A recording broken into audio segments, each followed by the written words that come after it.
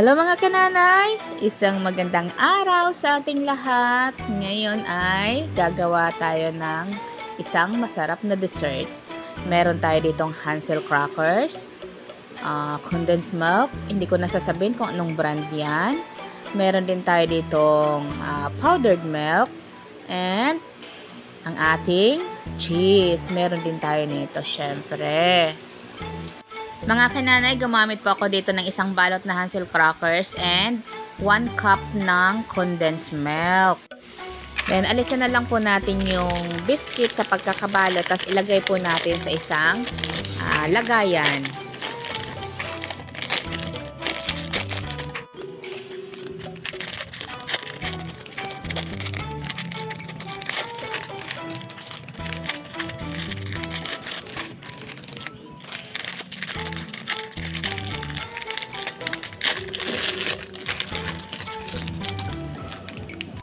Ayan na mga kananay, tapos na po nating alisin yung mga biscuits natin sa pagkakabalot. Gumamit po ako ng gloves dito kasi kailangan ulit nating kamayin yung ating mga biscuits para madurog.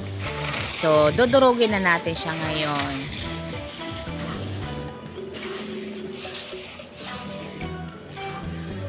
Ayan, kapag ganyan na siya mga kananay, ilagay na natin itong ating kondensada. Ilagay na natin ito. Unti-unti lang po para matansya natin yung kanyang tamis. Tapos, hahaluin na natin.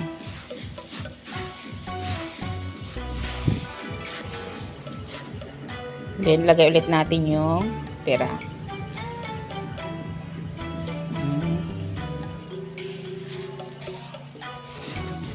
Try nyo din to mga nanay kasi masarap siya.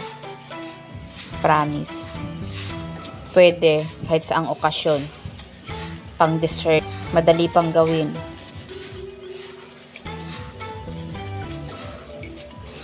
So ayan, iubos na natin yung ating kondensada.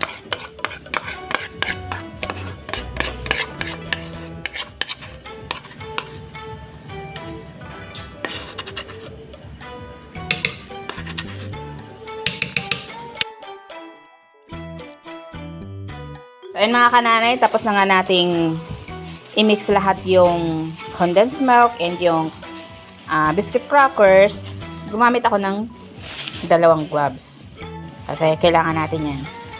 So, kuha lang tayo ng tamang dami. Mga ganito lang. Ano lang natin. Bilog-bilugin lang natin. Ayan. Tapos, lalapadin natin. Kuha tayo ng cheese.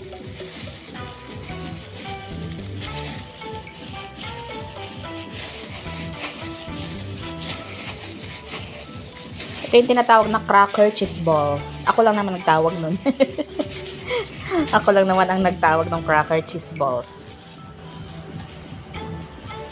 So, ayan. Napakabilis gawin ito mga kananay. Kahit bata pwedeng gawin to. So, ayan. See, diba?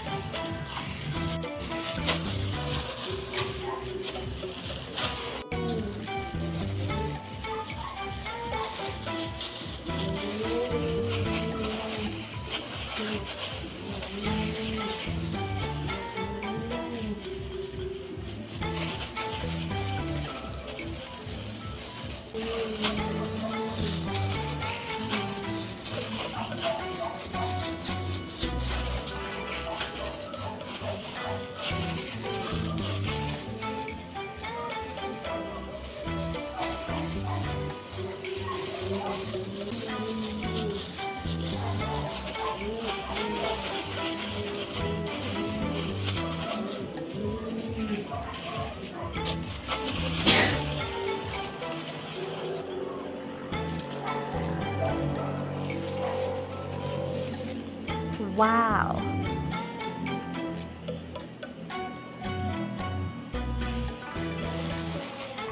So, ayun na nga mga kananay ng ating nagawang dessert ngayong araw na ito. Sobrang napakabilis at napakasarap po talaga, promise. Pwede nyong itry kasama yung anak nyo kapag gumagawa kayo ng dessert. Pwede po sa lahat ng okasyon. Promise po, napakasarap. Pwede nyo ding i-share sa inyong mga friends, kananay, and syempre, sa ating mga kamaritisan dyan. Pwede. Malay mo, magustuhan din nila. Thank you so much mga kananay.